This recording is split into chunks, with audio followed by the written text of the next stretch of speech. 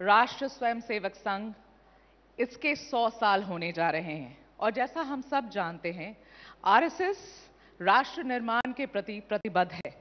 मगर संघ की एक और खूबी है जो मैं आज आपको बताना चाहती हूं। संघ अपने काम नहीं गिनाता है, संघ अपने कार्यों की कभी चर्चा नहीं करता है। ऐसे में संघ के एक वरिष्ठ पदाधिकारी, वो भी संघ के सह सरकार्यवाह का आज हमारे मंच पे होना एक बहुत बड़ी बात है। अरुण जी, आपने हमारी रिक्वेस्ट मांगी, आपने अपना स्केड्यूल चेंज किया, आप जम्मू से मुंबई आए हमारे इवेंट में शिरकत करने के लिए। इसके लिए we are really grateful to you.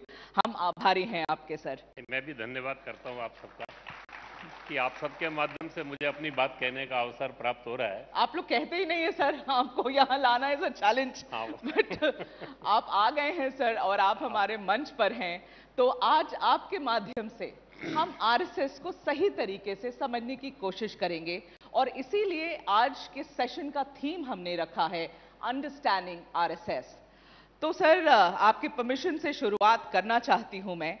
Keeping with the theme, my first question to you, Arun ji, is this: कि RSS as an ideology, RSS as an organization, and RSS in action, RSS एक विचारधारा, एक संगठन और अपने कार्य में कैसी है, ये विस्तार से समझाएं। तो संघ को समझना है तो संघ के विचार, संगठन और कार्य तीनों को समझेंगे तभी सबके ध्यान में आता है। मैं एक अनुरोध सब लोगों को करता हूं कि संघ को संघ की आंखों से देखिए और संघ की आंखों से ही समझने का प्रयास कीजिए। हमारा ये समस्या एक ही है कि संघ का एक परसेप्शन सब जगह पहले पहुंचा, संघ बाद में पहुंचता है और उसके कारण से जब हम पहुंचते हैं तो बहुत तरह के प्रश्नों के उत्तर देने पड़ते हैं। लेकिन एक बड़ा आनंद रहता है कि प्रश्न कितने भी हों, एक बार जो जहां तक हम पहुंचते हैं, जो संघ के निकट आता है, फिर वो संघ का हो जाता है, फिर हमें उसमें कुछ कठिनाई नहीं आती। आपने बड़े अच्छे ढंग से पूछा है तो मैं तीनों बातें आपके सामने रखूंगा। संघ के विचार को समझना है तो एक सिंपल वाक्य के अंदर है, उसी में एक शब्द ऐसा है जिसको लेकर बहुत मिसअंडरस्टैंडिंग भी होती है। हमारा एक मूल कन्विक्शन है, भारत एक राष्ट्र है, प्राचीन राष्ट्र है, सनातन राष्ट्र है, हिंदू राष्ट्र है। हम जब ये कहते हैं तो देश में तीन विचार आज के समय के अंदर प्रचलित हैं।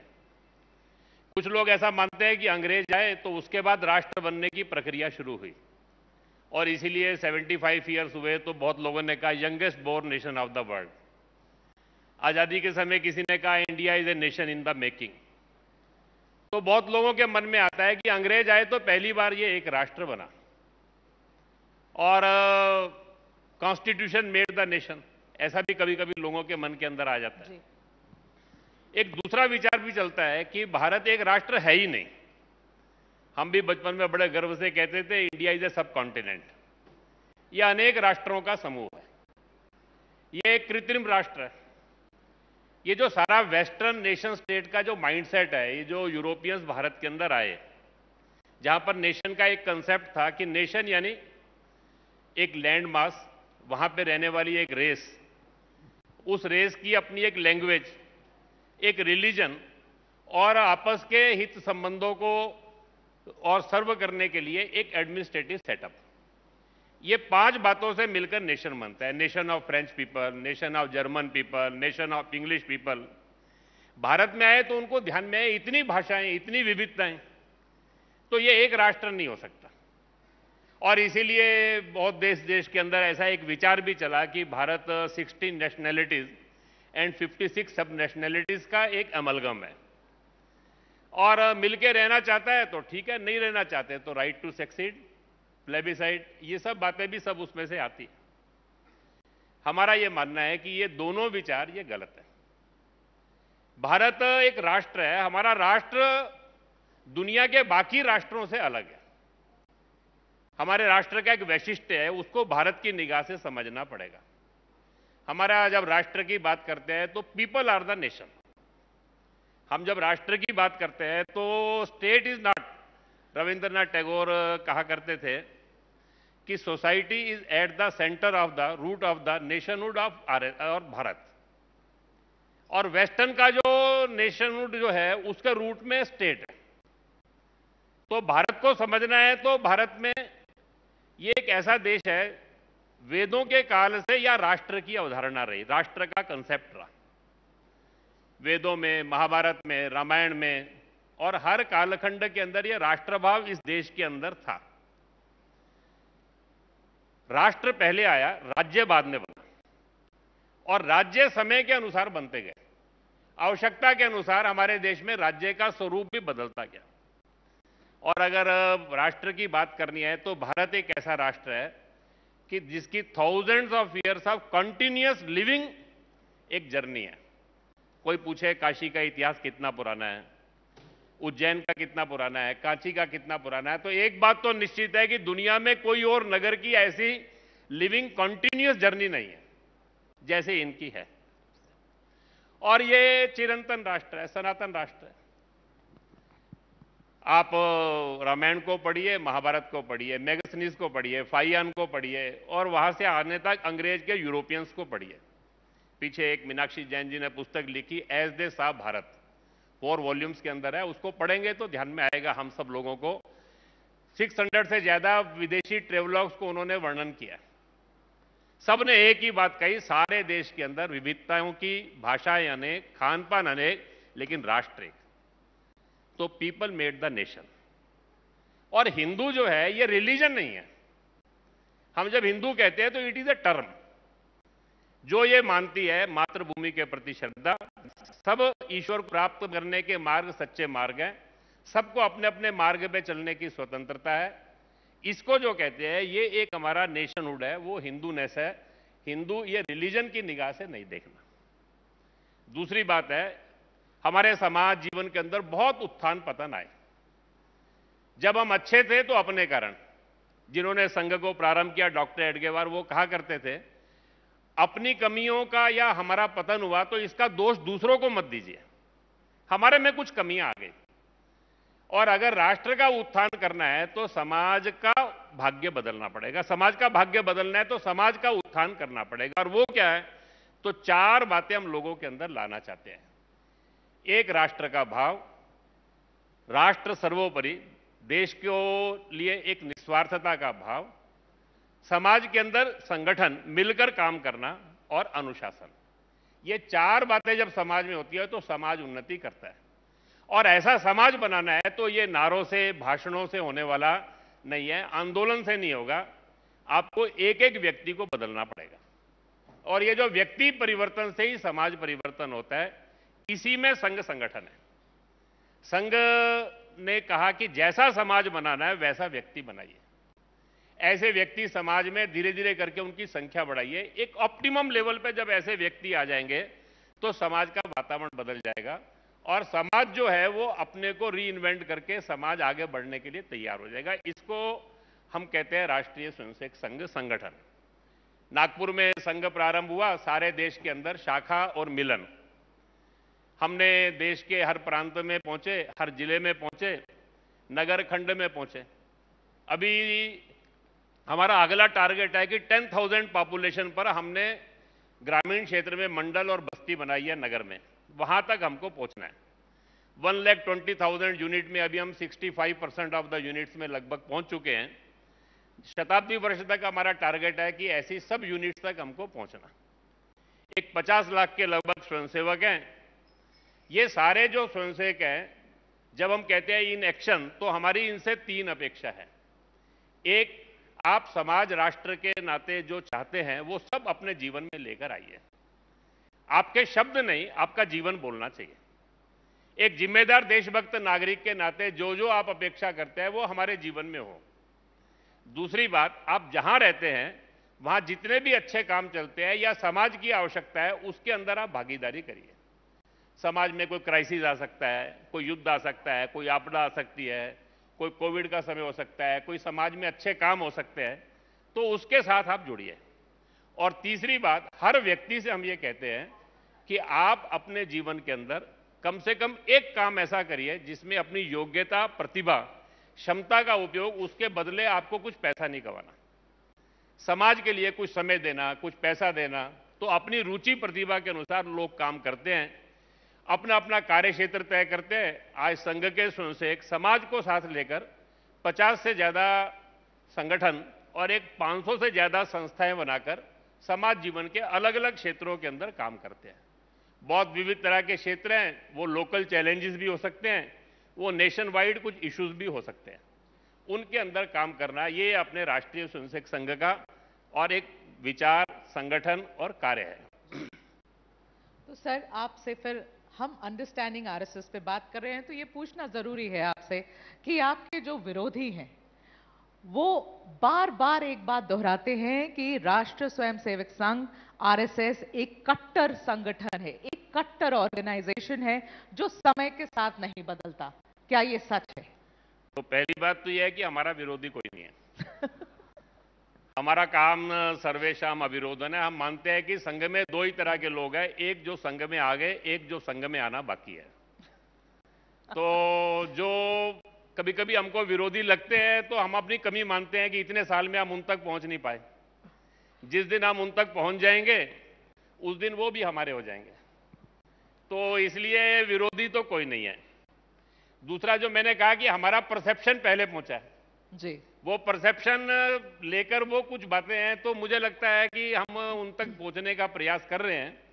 आने वाले समय के अंदर जैसे वो संघ के निकट आएंगे या हम उन तक पहुंचेंगे तो उनकी सोच भी बदल खत्म हो जाएगी। और एक बात निश्चित मानिए कि जो कट्टरवादी और रिजिड होता है वो 100 साल रह नहीं सकता, वो इररिलेवेंट हो जाता है। ओके, ये निश्चित मान के चलिए, समाज जीवन के अंदर कभी भी रिजिड विचार, कट्टरवादी विचार ये इतने साल चल नहीं सकता जी और इतनी वैरायटी के लोग संघ के अंदर जुड़े जी तो ये अपने आप में सूचक है। जी। सर आपके आरएसएस के 100 साल हो रहे हैं।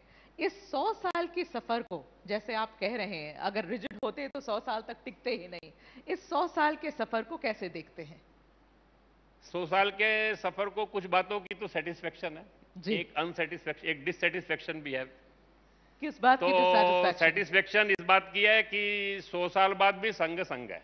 ओके, हम जिन बातों को लेकर चले वो आज भी मेंटेन है हमारे में। दूसरी बात, संघ आज भी जवान है, युवा है, ये बूढ़ों का संगठन नहीं है। संघ में नई जनरेशन उसी प्रकार से आ रही है, तो संघ को इस बात का भी सेटिस्फेक्शन है। तीसरी बात ऐसी है कि समाज ने संघ को स्वीकार किया। एक बड़ी संख्या में समाज अपने आप संघ के साथ जुड़ने को तैयार हो रहा है। डिससेटिस्फेक्शन ऐसा है कि जिन्होंने संघ की स्थापना की थी, डॉक्टर हेडगेवार, तो उन्होंने एक बात कही थी, संघ का जन्म अपनी शताब्दियां मनाने के लिए नहीं हुआ। हम शीघ्र अपने काम को पूरा करना चाहते हैं। हमारे को डिससेटिस्फेक्शन ऐसी है कि हम जो करना चाहते थे कि जैसा समाज बनाना है, वो जो हमारा सपना था, वो समाज बनाने के काम में हमको 100 साल लग गए और कुछ समय और भी लगेगा। इतने साल नहीं लगने चाहिए थे। एक ही डिससेटिस्फेक्शन हमें है। तो अभी जहां तक पहुंचना था संघ वहां नहीं पहुंचा है। लेकिन सर इन 100 सालों में, जैसे आपने समाज की बात करी, इन 100 सालों में हमारे समाज ने भी कई बदलाव देखे हैं। कुछ ऐसे भी बदलाव हुए हैं जो सिर्फ भारत तक सीमित नहीं है, पूरी दुनिया में हम देख रहे हैं। लेकिन जब भारत की हम बात करते हैं, समाज में बदलाव की बात करते हैं, तो ये बताना चाहूंगी कि राष्ट्रवाद की जो भावना हम पिछले कुछ सालों में भारत में हमने देखा है, लोग बहुत आकर्षित हो रहे हैं राष्ट्रवाद की भावना की तरफ। सनातन की बातें कर रहे हैं, सनातन की तरफ झुकाव हो रहा है, तुष्टीकरण की राजनीति को वो नकार रहे हैं। ये जो बदलाव समाज में पिछले कुछ सालों में हम लोगों ने देखा है, इसकी वजह संघ क्या देखता है? मुझे लगता है कि देश की स्वाधीनता के बाद हमको हमारे भाग्य के निर्धारण का अवसर प्राप्त हुआ। 1000 ईयर हमारा कंटिन्यूस स्ट्रगल में रहा।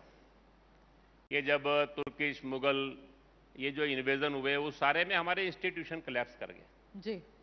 ब्रिटिश राज रहा तो लॉस ऑफ मेमोरी हो गया, आत्मविस्मृति हो गया। ये जो 75 ईयर्स है, इस 75 ईयर्स में हमको हमारे भाग्य के निर्धारण का अवसर जब प्राप्त हुआ है, तो धीरे धीरे करके अपने को जानने की इच्छा भी लोगों की बढ़ी है जी। और ये जो सारे देश के अंदर राष्ट्रभाव, या जिसको हम कह रहे हैं कि अपनी संस्कृति का गौरव, ये सब जो जग रहा है, ये it is a positive sign. Okay, ये जो भारत की आध्यात्मिकता आधारित हजारों साल का जो जीवन था, उसको जानने की इच्छा जी, और उसके साथ जीने की इच्छा समाज की खड़ी हो रही है। ओके। आप जो यंग पीढ़ी का अभी जो म्यूजिक प्रेजेंटेशन देख रहे थे, या मैं कभी कभी art of living Jaggi Vasudev ji ऐसे सब लोगों के यहाँ देखता हूँ, या हमारे पास भी जो लोग आते हैं वो जब प्रश्न करते हैं तो उनके मन के अंदर दो ही बातें होती हैं। एक अपनी देश संस्कृति को जानने की इच्छा, और दूसरा how we can contribute. Okay. और तुष्टीकरण की राजनीति तो नकारनी चाहिए सबको, मुझे लगता है। ये जो मॉन्टेमिर्लो अवार्ड से लेकर खिलाफत से लेकर जो अपीजमेंट की पॉलिसी चली, उसका कारण देश का विभाजन हुआ जी। बहुत अनफॉर्चुनेट था। हजारों साल राज्य दूसरों का रहा, राष्ट्र बटा नहीं। पहली बार भारत का विभाजन जो है ये 47 में हुआ due to this politics of appeasement. मुझे लगता है कि समाज में राष्ट्रभाव जगेगा तो ये पॉलिटिक्स ऑफ अपीजमेंट समाप्त होनी थी सारे उसमें से, तो उसका ये परिणाम है। सर, हम बदलाव की बात कर रहे हैं तो आपसे ये बात पूछ ही लूं कि जब से भाजपा सरकार में आई है तब से आरएसएस के लिए क्या बदला है? क्या ये सच है कि लोगों की उम्मीदें आरएसएस से बहुत ज्यादा जग गई हैं? उनको ऐसे लगता है जैसे सरकारी कोई काम हो तो आरएसएस को अप्रोच कर लो, आरएसएस सुपर पावरफुल है, यहां बोलो तो सारे काम हो जाएंगे। कैसे एक्सपेक्टेशंस हैंडल कर रहे हैं लोगों की? ये तो सच्चाई है, ये समाज में जरूर बदला है। नहीं, मुझे लगता है कि संघ के काम के लिए संघ का काम एक एक व्यक्ति को जोड़ने का काम है जी। ये जोड़ने का काम अपनापन आत्मीयता के आधार पर ही होता है, मित्रता के आधार पर ही होता है जी। तो बीजेपी की सरकार आने से संघ के काम में कोई अंतर पड़ेगा ऐसा होने वाला नहीं है। वो तो संघ के स्वयंसेवकों के कार्यकर्ताओं के परिश्रम के आधार पर ही होने वाला है। हाँ, एक बात जरूर है कि संघ का मूल जो काम है वो उसके कुछ हमारे जिसको कल्चर एंड टेक्सचर कहते हैं उसमें दो तीन बातें हैं। एक है प्रसिद्धि परागमुखता, हम लोग प्रचार से दूर रहते हैं। अनामिकता, हम नाम वगैरह को आगे बढ़ाते नहीं है सारस में से। या हम जिसको कहते हैं कि निस्वार्थता। ये जो अनामिकता है, प्रसिद्धि परागमुखता है समाज के अंदर, तो आज संघ सेंटर ऑफ अट्रैक्शन भी है कभी कभी। तो बहुत सारी बातें ऐसी मीडिया में छपती रहती हैं जिनके कारण से जिनका संघ से कोई संबंध होता नहीं है। ऐसे सब बातों के भी प्रश्नों का उत्तर हमको देना पड़ता है। ये थोड़ी हमारी कठिनाई बढ़ गई है। पर लोग जब दूसरी जो बात आपने कही कि जो लोग कुछ कामों के लिए आते हैं, आने के बाद आने वाला अपनी अपनी दृष्टि से आता है, लेकिन आने के बाद थोड़े दिन बाद उनको ध्यान आ जाता है कि यहाँ कुछ होने वाला तो फिर वो टिकता वही है जो हमारा हो जाता है। वो आने वाला हर भाव से आता है। बाकी एक जरूर हम करते हैं कि ऐसे सब लोग अगर कुछ जेन्युइन बातें ऐसी बताते हैं तो राजनीतिक क्षेत्र में अपने स्वयंसेवक जो काम करते हैं उन तक हम जेन्युइन बातें पहुंचाते भी हैं। लेकिन लोगों के व्यक्तिगत काम, ये सारी अपेक्षाओं से सामान्यतः इन सब में संग जाता नहीं। जो लोग आते हैं वो थोड़े दिन में उनको ध्यान में आ जाता है कि यहाँ ये हम थोड़ा गलत दरवाजे पर आ गए, समय खराब कर लिया, फिर वो अपने सही रास्ते को ढूंढना प्रारंभ कर देते हैं। अच्छा, वो हमें ज्यादा दिक्कत नहीं है। ओके। नाउ अरुण जी, एक शब्द है परसेप्शन, और ये बड़ा प्रभावी शब्द है, और परसेप्शन हमारे समाज में ज्यादातर मीडिया ही बनाती है। इसलिए मैं दुनिया की एक जानी मानी मैगजीन इकोनॉमिस्ट, उन्होंने हाल फिलहाल संघ के ऊपर एक आर्टिकल लिखा। शीर्षक उस आर्टिकल का था inside the RSS, the world's most powerful volunteer group. Economist ने लिखा था ये, और बहुत पॉपुलर हुई ये आर्टिकल। मैं उस आर्टिकल से एक एक्सर्प्ट पढ़ना चाहती हूँ, फिर आपसे सवाल पूछना चाहती हूँ। उन्होंने इस आर्टिकल में ये लिखा, to be close to the RSS is to be close to power. A former head of India's space agency was in the audience, as was at least one billionaire. And if Mr. Bhagwat's speech echoed themes beloved of India's Prime Minister, Mr. Modi, that is because he is one of the club. He joined the RSS when he was 8 and was a full-time RSS pracharak until he entered politics in his 30s. Since being elected Prime Minister in 2014, Mr. Modi has filled his cabinet with RSS men. आप इसका क्या जवाब देंगे? मोदी जी ने अपने cabinet में RSS के लोगों को भर दिया है, यही है एक्यूजेशन। तो मोदी जी का प्रधानमंत्री बनना ये जनसंघ और बीजेपी की 1951 से लेकर 2014 की साधना का परिणाम है जी। 63 इयर्स की उनकी जर्नी है जी। एक पॉलिटिकल पार्टी के नाते एक पॉलिटिकल पार्टी का जन्म हुआ। पहले इलेक्शन में रिकॉग्नाइज नेशनल पार्टी बनी, 4 सांसदों से वो शुरू हुए और वहां से चलते हुए 2014 में वो बने। तो मुझे लगता है कि ये जो उनकी साधना है पार्टी की, उसका ये परिणाम है। और Modi ji filled his cabinet with the persons. ये जो हमारा डेमोक्रेटिक सिस्टम, पार्लियामेंट्री सिस्टम है, उसके जो इलेक्टेड लोग हैं उनको उन्होंने भरा है। वो कोई आरएसएस के लोगों को नहीं भरा उन्होंने। जो इस पार्लियामेंट्री डेमोक्रेटिक सिस्टम में से चुनकर आए, उनको उन्होंने लिया है। They are representative of people. People have voted them, people have selected them. Out of दो selected, Modi ji have selected his cabinet. Yes. तो इतना ही हमको मान के चलना चाहिए सारे उसमें से। और संघ के निकट आने जो लोग आते हैं, जो आपने कहा बहुत सारे लोग आते हैं, वो हमारी संघ की साधना है। हमारा संघ का एक संपर्क विभाग है, आउटरीच है। मान लो आज हमारे कार्यक्रमों में कोई इंडस्ट्रियलिस्ट आता है या स्पेस साइंटिस्ट आता है, तो वो 5 साल 10 साल की हमारी साधना होती है जी। हम वर्षों से उनको संपर्क करते हैं, उनके साथ संबंध बनाते हैं, हम कांटेक्ट करते हैं, फिर उनके साथ कम्युनिकेशन करते हैं, फिर हम उनके साथ रिलेशंस कल्टीवेट करते हैं, फिर उनको संघ के निकट लाते हैं। वो उसके कारण से संघ के कार्यक्रम में आते हैं। Okay. Not due to this power change. वो सब लोग जो है, और ये प्रक्रिया हमारी आज से नहीं है जी। जिस समय बीजेपी पावर में नहीं थी उस समय भी ये प्रक्रिया चलती थी जी। अभी हमारे पास कार्यकर्ता ज्यादा है तो हमारा आउटरीच, जिस समय छोटा था आउटरीच ये कम था। ये संघ के काम का हिस्सा है। मुझे लगता है कि जो लोग संघ के कार्यक्रमों में ऐसे सब आते हैं, वो इसलिए नहीं आते कि they want to come near the power through RSS. वो हमारे संघ के संबंधों के परिश्रम के कारण से आते हैं। दोनों की अपनी अपनी साधना है। और उस क्षेत्र में जिन लोगों ने काम किया है वो मोदी जी की कैबिनेट में चले गए। संघ में जो लोग काम कर रहे हैं उनके काम के परिणाम के कारण से संघ आगे बढ़ रहा है। सर ऐसा है, इतने कार्यों की बातें आप कर रहे हैं, कितने आप लंबी साधना की बात करते हैं, लोगों के साथ रिलेशनशिप कल्टीवेट करने की बात करते हैं। मैं कहूंगी कि समाज में कई तरह के काम करती है संघ। कहीं आदिवासी लड़कियों के लिए स्कूल चलाते हैं, कहीं आप स्पेशली एबल्ड लोगों के लिए संस्था चलाते हैं। लेकिन सब करते हैं आप लोग, तो चुपचाप क्यों रहते हैं? उसके बारे में बोलते क्यों नहीं है, क्यों नहीं बताते हैं? उसमें एक कारण ऐसा है, दो बातें उसके पीछे हैं। एक है man making, nation building. Man making संघ करता है। समाज के काम में हम समाज के सहयोग से काम करते हैं, केवल हम नहीं करते।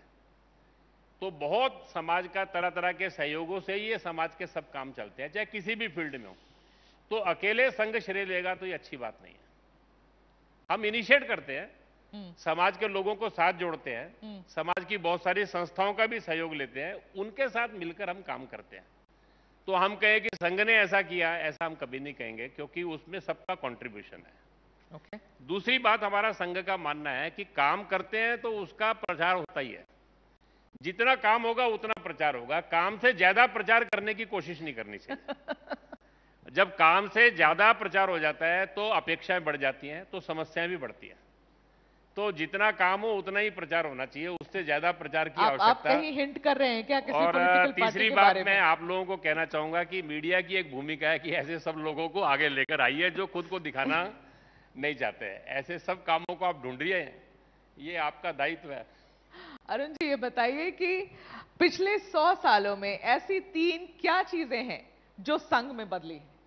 नहीं, मैं बताता हूं जो नहीं बदली, बाकी सब संघ ने बदला। 3 ही बातें हैं जो संघ ने नहीं बदली। एक हमारी विचारधारा जी, जो मैंने बताई। दूसरी कार्य पद्धति। कार्य पद्धति यानी मिलकर बैठना, मिलकर सोचना। अनुशासन, स्वावलंबन, यानी हम अपने स्वयंसेवकों के आधार के ऊपर अपना काम ये करेंगे। और डिसेंट्रलाइजेशन, विकेंद्रीकरण, ये हमारी कार्य पद्धति है। और हमारी कल्चर एंड टेक्सचर, सादगी, हमारी प्रसिद्धि परांगमुखता, समाज के अंदर जिसको हम कहते हैं शुचिता, पवित्रता, ट्रांसपेरेंसी, ये जो हमारी कल्चर एंड टेक्सचर है, ये 3 बातें संघ ने नहीं बदली। बाकी हमने अपना गणवेश बदला, अपने कार्यक्रम बदले, अपने प्रशिक्षण बदले।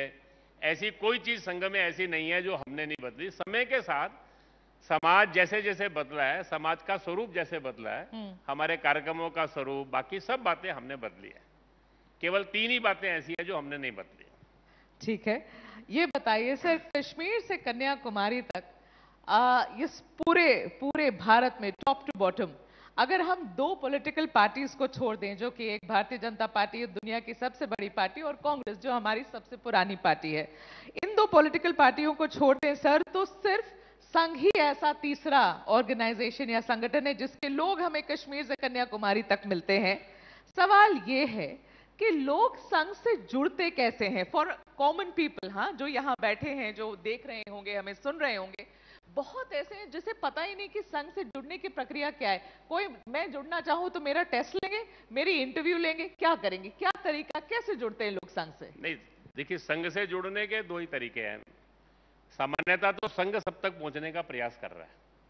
कुछ लोग सीधा भी संघ को कोशिश करते हैं। आजकल हमारी वेबसाइट पर एक ज्वाइन आरएसएस चलता है, तो बहुत लोग उसके अंदर ज्वाइन आरएसएस में अपना नाम और एड्रेस भेजकर भी वांट टू ज्वाइन आरएसएस ऐसा आता है। लगभग हर महीने 10,000 से ज्यादा ऐसे लोग जो संघ के साथ जुड़ने के इच्छुक है, वो भी हमको कनेक्ट करते हैं। नहीं, कोई भी आए आप और बाकी कोई भी संघ में आ सकता है। हाँ। और संघ में आने के लिए कोई पूर्व शर्त नहीं है। संघ में आने की कोई पूर्व शर्त नहीं है। सारे उसमें से सब संघ के साथ जुड़ सकते हैं, और जो लोग संघ के साथ जुड़ना चाहते हैं उसके लिए कोई मेंबरशिप, कोई फीस, ऐसा कुछ नहीं है। ओके। बाकी हम जोड़ते किसके आधार पर हैं, तो हम मित्रता करते हैं, फ्रेंडशिप करते हैं, अपनापन, आत्मीयता के आधार पर जोड़ते हैं। उसके मन के अंदर समाज देश के लिए करने की भावना पैदा करते हैं। इसके आधार के ऊपर ये अपना व्यक्ति जो आता है वो धीरे धीरे करके खुद भी जुड़ता है, दूसरों को भी जोड़ता है। जी। दूसरा, हम हर स्वयंसेवक से कहते हैं कि हर महीने कम से कम एक नए व्यक्ति को संघ से जोड़ो। तो अच्छा। जो जहां रहता है वो अपने आसपास के अंदर, अपने एरिया में, बाकी सब जगह इसका प्रयास करता है। तो हर स्वयंसेवक वर्ष में 2-4 नए लोगों को वो ये जोड़ता है। तो सामान्यतः सारे देश के अंदर 70-75 हजार स्थानों पर अभी हमारे शाखा मिलन चलते हैं। तो वो लोग कोशिश करते हैं किसी नए स्थान पर काम हो, वो लोग प्रयास करते हैं कुछ नए लोग जुड़े। तो ये कॉन्टिन्यूस हमारा प्रोसेस है। तो बस दोस्ती करके जोड़ लेते हैं? हाँ, वो खुद ही जुड़ जाता है, जोड़ना पड़ता नहीं हमको।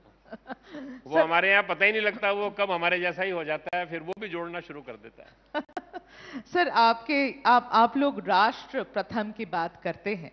हमारे देश में ऐसे कई स्टेट्स हैं जो राज्य प्रथम की बात करते हैं, और जब हम भाषा की बात करते हैं, मैं भाषा को लेकर स्पेसिफिकली ये सवाल पूछना चाहती हूँ, कुछ ऐसे राज्य हैं जो अपनी भाषा को प्राथमिकता देने चाहते हैं, जैसे आप तमिलनाडु का एग्जाम्पल देख लीजिए, या नॉर्थ ईस्ट के में कई ऐसे राज्य हैं जो अपनी भाषा को प्राथमिकता देना चाहते हैं। अब हमारे देश में राष्ट्रभाषा हिंदी, वो विरोध थोड़ा होता है उसका। आपसे पूछना चाहती हूं, आप लोगों का इस पर क्या नजरिया है? क्या राष्ट्रभाषा हर स्टेट को अपनानी चाहिए? क्या इसे एक सूत्र बनना चाहिए हर स्टेट को जुड़ने वाला? मुझे लगता है जो भाषा को लेकर विवाद खड़ा होता है ये दुर्भाग्यपूर्ण है। प्रत्येक राज्य को अपनी भाषा का विकास करना चाहिए जी। वहां का राजकाज, प्रशासन, न्यायिक काम, lower court, session court, high court, ये सब वहां की भाषा में चलना चाहिए। इसमें हमारा कोई वो नहीं है। दूसरा, भारत में कोई प्रादेशिक भाषा नहीं है। भारत की सब भाषाएं राष्ट्रीय भाषा है। हमारे संघ के द्वितीय सरसंघ चालक गुरुजी से तमिलनाडु में उस समय किसी ने प्रश्न पूछा कि राष्ट्रभाषा हिंदी, उन्होंने कहा नहीं, भारत में जितनी भी भाषाएं हैं वो सब राष्ट्रीय भाषा है। सब भाषाओं में एक ही भाव है, सब में पूरे देश का भाव है। किसी भाषा में भी राज्य का विचार नहीं है, पूरे राष्ट्र का ही विचार है। तो सब भाषाएं जो है, हमारे यहाँ भाषाएं अनेक है, भाव एक है, और सब भाषाएं जो है इनका उत्थान होना चाहिए। अब भारत का हमने एक एडमिनिस्ट्रेटिव सेटअप बनाया है, धीरे धीरे करके हमको इन सारी राष्ट्रीय भाषाओं में एक कॉमन नेशनल लैंग्वेज चाहिए। अब कॉमन नेशनल लैंग्वेज चाहिए तो वो कौन सी होगी? तो किसी कालखंड में वो संस्कृत थी जी। अभी आज के समय में वो संभव नहीं है, तो वो हिंदी होगी। तो एक कॉमन नेशनल लैंग्वेज होगी। अगर आप हिंदी नहीं करेंगे तो कोई ना कोई एक कॉमन नेशनल लैंग्वेज आएगी। वो इंग्लिश आएगी तो कॉमन नेशनल लैंग्वेज नहीं होगी, वो कॉमन फॉरेन लैंग्वेज होगी, वो भारतीय भाषा नहीं हो सकती। तो और दूसरी बात उन्होंने उस समय कहा था कि अगर आप ये कॉमन फॉरेन लैंग्वेज को नेशनल लैंग्वेज बना लेंगे तो आपको अपनी राज्य की भाषाओं का अस्तित्व भी खतरे में पड़ जाएगा जी। आज अब मैं जाता हूं सब राज्यों में तो हर जगह वहां के स्थानीय, महाराष्ट्र में मराठी मीडियम, तमिलनाडु में तमिल मीडियम जो विद्यालय हैं, बंगाल में बांग्ला भाषी मीडियम, उन विद्यालयों को संकट आ गया क्योंकि सब इंग्लिश मीडियम की ओर प्रवृत्त ये हो रहे हैं। वास्तव के अंदर भारत के अंदर ये जो सारा चला ये बहुत ही दुर्भाग्यपूर्ण है। भारत की सब भाषाएं राष्ट्रीय भाषाएं हैं और भारत के प्रत्येक राज्य के अंदर वहां का राजकाज, प्रशासन, व्यवहार, कामकाज वहां की जो राष्ट्रीय भाषा है उसके अनुरूप चलना चाहिए। एक धीरे धीरे करके एक कॉमन नेशनल लैंग्वेज के रूप में हिंदी का उत्थान हो, इसको एक स्वाभाविक प्रक्रिया में आने देना चाहिए। जब आप उसको जबरदस्ती करेंगे तो उसकी प्रतिक्रिया भी होती है। और कभी कभी अपने स्वार्थों के लिए जो विरोध करते हैं, मुझे लगता है उसकी बहुत चिंता करने की जरूरत नहीं है। समाज बहुत समझदार है। जो लोग जिन राज्यों के अंदर वो विरोध करते हैं वहां पर आप देखेंगे तो मैं तमिलनाडु के अंदर गया तो जो वहां पर हिंदी प्रचारणी सभा है, हर साल लाखों लोग वहां पर हिंदी का सर्टिफिकेट कोर्स करते हैं। तो उसके लिए अपने को ज्यादा चिंता करने की आवश्यकता नहीं। ठीक है सर, देखिए अभी जो फेज चल रहा है, बहुत लोग कहते हैं आरएसएस के लिए जो फेज चल रहा है वो कहते हैं कि आरएसएस का स्वर्ण युग चल रहा है, this is the golden age of the RSS. BJP 3 बार से सरकार में आ गई है, एक तरीके से आपकी पॉलिटिकल विंग की तरह देखा जाता है बीजेपी को। तो सवाल ये है कि एजेंडा पे जो आरएसएस के थे सारी चीजें, क्या वो पूरी हो गई हैं या कुछ चीजें आरएसएस की हैं जो अभी भी एजेंडा पे बाकी हैं? तो देखो, जहां तक एजेंडे की बात है तो वो तो बीजेपी का अपना एजेंडा था। जनसंघ का जन्म ही आर्टिकल 370 से हुआ था। जनसंघ का पहला रेजोल्यूशन जो पारित हुआ वो अनुच्छेद 370 को समाप्त करना था। राम मंदिर का निर्माण बीजेपी ने 1987 में पालमपुर रेजोल्यूशन में किया। तो मुझे लगता है कि ये उनका एजेंडा है जो उनको पूरा करना चाहिए था। वो जब उस क्षमता उनकी हुई, सामर्थ्य हुआ। मैं जम्मू कश्मीर में बहुत साल रहा। जम्मू कश्मीर के लोग मानते थे जिस दिन लोकसभा राज्यसभा में मेजोरिटी हो जाएगी उस दिन 370 चला जाएगा। बाकी देश में कुछ कंफ्यूजन हो सकता है, जम्मू कश्मीर के लोगों को कोई कंफ्यूजन नहीं था इसको लेकर। वो हो गया, वो उनका पार्टी का एजेंडा था। बाकी भारत का स्वर्णिम काल और संघ का स्वर्णिम काल ये दोनों अलग नहीं है। जब भारत का स्वर्ण काल आएगा तो संघ का भी स्वर्ण काल आएगा, वही हमारा स्वर्ण काल होगा। जब पूर्ण विकसित, वैभव संपन्न, एक सशक्त, विश्व के प्रति अपनी जिम्मेदारी पूरा करने वाला, जिसको हम विश्वगुरु कहते हैं, ऐसा भारत खड़ा होगा, वो भारत का स्वर्ण काल होगा, वही संघ का स्वर्ण काल होगा। उसी के लिए हम काम कर रहे हैं। तो बीजेपी की वजह से ये स्वर्ण काल नहीं चल रहा है आरएसएस का? नहीं, मैंने फिर वही कहा कि संघ का स्वर्ण काल भारत के स्वर्ण काल से जुड़ा हुआ है। सर ऐसा हमारे यहाँ एक गीत गाते हैं, पथ का अंतिम लक्ष्य नहीं है सिंहासन चढ़ते जाना। तो सिंहासन चढ़ना ये हमारा लक्ष्य नहीं है। सब समाज को लिए साथ में आगे है बढ़ते जाना। हम पूरे समाज को एक एकात्म देशभक्ति से ओतप्रोत, जाति भेदों से ऊपर उठकर इस भारत माता की संतान, प्रत्येक मेरा सगा भाई, इस भाव के साथ अपने देश के लिए जीने वाला समाज खड़ा हो और वो समाज अपने राष्ट्र को परम वैभव शक्तिशाली बनाकर विश्व कल्याण के अपने लक्ष्य को, कृणवंतो विश्व मार्यम के लक्ष्य को पूरा करने वाला बने। वो जब होगा तो वो संघ का स्वर्णकाल होगा, वो भारत का स्वर्णकाल होगा। भारत और संघ ये अलग नहीं है। संघ को हम संस्था नहीं मानते। हम संघ यानी goal of RSS is to transform the society. हम संघ नहीं बना रहे, हम समाज बना रहे हैं। हम ऐसा समाज बनाना चाहते हैं। ऐसा समाज बनेगा तो वो स्वर्णकाल होगा। तो सर, भारत में, हमारे समाज में, और आप विश्व कल्याण की बात कर रहे हैं, भारत में तो हम ये कहते हैं वसुधैव कुटुंबकम, ये हम सदियों से कहते आ रहे हैं। लेकिन अब कुछ प्रॉब्लम ऐसी देखी जा रही है, सिर्फ भारत से, इनफैक्ट मुझे लगता है कि ज्यादा अब्रॉड में ये प्रॉब्लम्स देखी जा रही हैं, जहां ऐसा लगता है कि दूसरे देशों में बाकी देशों के लोगों के लिए टॉलरेंस कम हो गई है। और जैसे यूनाइटेड स्टेट्स, यूनाइटेड किंगडम, ये दोनों जगह में ये भाव आने लगे हैं कि बाहर के जो लोग आते हैं वो उनका हक मारते हैं। कई जगह सर डेमोग्राफी चेंज भी देखी गई है। ये रेजिस्टेंस हो रहा है लोगों के लिए और कई भारतीयों को भी दिक्कत हो रही है। क्या इंडिया फर्स्ट जैसे यूएस फर्स्ट अभी नारा लगा, ट्रंप जब आए तो उन्होंने ये मेकिंग अमेरिका ग्रेट अगेन का नारा दिया, अमेरिका फर्स्ट का नारा दिया। क्या भारत में भी ये हमें करना चाहिए? ये एक बड़ी प्रॉब्लम है, इसे संघ कैसे देखता? This is a tolerance intolerance problem. मुझे लगता है थोड़ा ये हर देश का पर्सपेक्टिव अलग अलग है जी। थोड़ा यूरोप, यूएस, उन देशों के अंदर इमिग्रेंट आए, शरणार्थी बन के आए।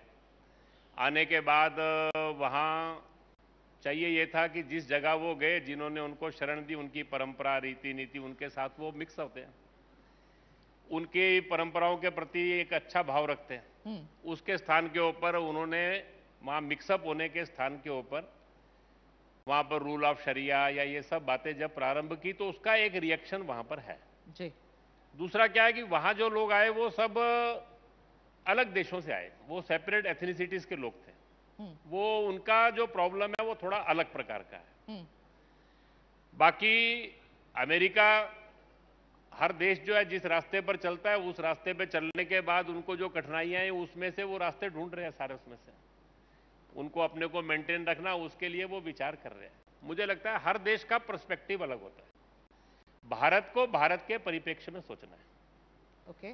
भारत में पहली बात यह है कि मुसलमान, ईसाई ये अधिकांश भारत के ही रहने वाले हैं, हमारे लोगों में से मतांतरित हुए और वो इस देश के लोगों के साथ उसके अंदर कुछ भाव खड़े होते हैं तो वो भाव को कैसे ठीक करना, लेकिन वो हमारे ही लोग हैं, ये बात हमारे ध्यान में रहनी चाहिए। वहां सेपरेट एथनिसिटीज है, यहाँ मेजोरिटी ऑफ पीपल जो है वो बाहर से नहीं आए, तो आप उसको थोड़ा अलग ढंग से देखिए। दूसरा, हर राष्ट्र के अंदर उस राष्ट्र के प्रथम के बारे में सोचना, ये मुझे लगता है कि ये कोई वो नहीं है, इसको हमको मान के चलना चाहिए कि प्रत्येक देश को अपने देश के हित का विचार करना ही चाहिए, लेकिन वो देश के हित का विचार करते हुए दूसरों के प्रति जो है द्वेष भाव रखना, ये रखना, वो उसको नहीं चाहिए। ये उसके मन के अंदर स्पष्ट रहे तो राष्ट्र हित के नाते सोचना कोई गलत नहीं है सारे में। मैं आपसे, अब समय का भी अभाव है सर, पर मैं एक आखिरी सवाल आपसे पूछना चाहती थी। वैसे सर जल्दी से इसका अगर मैं जवाब आपसे लूं, जो बांग्लादेश में हिंदुओं के साथ हो रहा है, जो हमने पाकिस्तान में भी देखा हिंदुओं के साथ होते हुए, कई लोग ऐसा भी मानते हैं कि मुसलमानों के साथ छिटपुट घटनाओं में ये भारत में भी होता है। एक ऐसी धारणा बन रही है कि minorities anywhere in the world are in danger. क्या आप ये कहेंगे? मुझे लगता है कि भारत में तो ऐसा नहीं है। बांग्लादेश, पाकिस्तान में जो हुआ उसके कारण से कितनी बड़ी मात्रा में विस्थापन हुआ। 32% बांग्लादेश में हिंदू थे 47 के अंदर, अभी आज 8% है। तो भारत के अंदर 8% 9% थे, आज वो 14% 15% है जी। तो आप तुलना कैसे कर सकते हैं? पाकिस्तान के अंदर जब पाकिस्तान बना तो वहां माइनॉरिटीज की संख्या क्या थी? आज उनके साथ ब्लेसफेमी के बाकी सब इक्का दुक्का कहीं कोई घटना घट गई, उसको उससे जोड़कर जनरलाइज करना मुझे लगता है कि ये ठीक नहीं है। सारे उसमें से जो बांग्लादेश, पाकिस्तान के अंदर हिंदू समाज के साथ हुआ वो भारत के अंदर, क्योंकि भारत का जो स्वभाव है उस स्वभाव में मत पंथ के आधार के ऊपर, क्योंकि हम सब मार्गों को सच्चा मार्ग मानते हैं जी। दुर्भाग्य ऐसा है कि इसको कभी कभी लोग हमारी उदारता को हमारी कमजोरी भी समझते हैं, उसके कारण से कुछ कठिनाइयां आती हैं सारे उसमें से, लेकिन उसको भी हमको निकालना है सारे में से, उसके भी रास्ते हम निकालेंगे धीरे धीरे करके। अपने देश के संविधान के अंतर्गत हम इन सब विषयों का समाधान भी करेंगे, लेकिन बांग्लादेश, पाकिस्तान में जो हिंदू समाज की या क्रिश्चियंस की या बुद्धों के साथ जो हुआ उसकी तुलना आप भारत के अंदर रहने वाले बाकियों के साथ नहीं कर सकते। मुझे लगता है दोनों की तुलना गलत है। बाकी दुनिया के हर देश का, मैंने पहले ही कहा कि पर्सपेक्टिव अलग है, उसके अनुसार वहां जैसा जैसा है उसके अनुसार हमको सोचना चाहिए। ओके। जनरलाइज नहीं करना चाहिए। ओके। मेरा आखिरी सवाल सर ये आपसे, और ये कल ही प्रधानमंत्री जी ने कहा है इसलिए ये सवाल पूछ रही हूं। नरेंद्र मोदी जी ने कल कहा कि आरएसएस एक वट वृक्ष के रूप में है, एक वट वृक्ष है, ऐसा कहा उन्होंने ये कहा कि आरएसएस ने लाखों लोगों को देश के लिए जीने की प्रेरणा दी है। आरएसएस, तो ये सवाल आपसे सर कि फिर आरएसएस को कैसा लगता है जब उनके बीच का एक स्वयंसेवक प्रधानमंत्री बन जाता है। और मैं फिर यही बात दोहराऊंगी कि हमने ये कहा कि आपके बीच का कोई आज देश को लीड कर रहा है, क्या ये स्वर्ण युग नहीं है आरएसएस का? नहीं, मुझे लगता है इसमें हमें गर्व और आनंद की अनुभूति होती है, दोनों की होती है। हमें गर्व भी होता है, आनंद भी होता है। हमारे साथ रहा हुआ एक स्वयंसेवक अपने जीवन के अंदर अपने अपने क्षेत्र में शीर्ष पर पहुंचता है जी, तो उसका आनंद होता है और गर्व तो होता ही है स्वाभाविक के तौर पे उसके ऊपर। वो फीलिंग हमारी है। बाकी मैंने फिर वही कहा कि हमारा स्वर्ण युग तो वही होगा जब भारत जैसा हम चाहते हैं वैसा भारत बनेगा। वही हमारी कल्पना है सारस में से। और ये भी एक कल्पना संघ की है कि ये सारा करते समय मैं सब लोगों को हमेशा कहता हूं कि संघ को समझना है तो जब संघ प्रारंभ हुआ था तो डॉक्टर साहब ने एक ही बात कही थी, हम जैसा भारत बनाना चाहते हैं वैसा भारत बन गया और ये भारत संघ ने बनाया। ऐसा अगर इतिहास में कहीं दर्ज हो गया तो हम असफल हो गए। संघ को अपना नाम इतिहास में अमर नहीं करना, ऐसा संघ के मन में बिल्कुल भी कल्पना नहीं है। इसीलिए जो मैंने पहले कहा कि संघ कभी भी किसी भी बात का श्रेय नहीं लेना चाहता। हम समाज बनाना चाहते हैं, ऐसा समाज जो है वो राष्ट्र बनाएगा। हमारी जो कल्पना है वो समाज बनाने की है। देशभक्ति, अनुशासन, संगठन और निस्वार्थता, त्याग, समर्पण, इसके आधार पर जीने वाला भारत खड़ा करना, ये हमारा काम है। जिस दिन ये भारत बनेगा, वो जैसा भारत हम बनाना चाहते हैं वो बनाएंगे। तो वो भारत बनाने का काम समाज का है, वो हमारा नहीं है। और हमारा काम ऐसा समाज बन जाए, ऐसा वातावरण खड़ा करने का है, वो हम करने में लगे हुए हैं। मुझे लगता है कि 100 साल में हम अपने लक्ष्य से अटके नहीं, भटके नहीं, रुके नहीं, लगातार आगे बढ़ रहे हैं। समाज का जिस प्रकार का सहयोग है, बहुत शीघ्र अतिशीघ्र आने वाले समय के अंदर जैसा हम समाज देखना चाहते हैं चित्र, वो हम देखेंगे। और उसके बाद भारत का स्वर्णकाल खड़ा होगा भारत के समाज के आधार के ऊपर। आप सब लोगों ने मुझे यहाँ निमंत्रण दिया, मेरी बात सुनी, उसके लिए मैं आप सबका हार्दिक धन्यवाद करता हूँ। आभारी हूँ। Thank you so much sir. आप आए, अपना समय निकाले, और जैसा आप कह रहे हैं स्वर्ण काल का हमें इंतजार करना पड़ेगा, तो वो इंतजार रहेगा। पर आपका बहुत बहुत धन्यवाद। हम मिलकर बनाएंगे। बिल्कुल sir, thank you so much sir. बहुत बहुत धन्यवाद।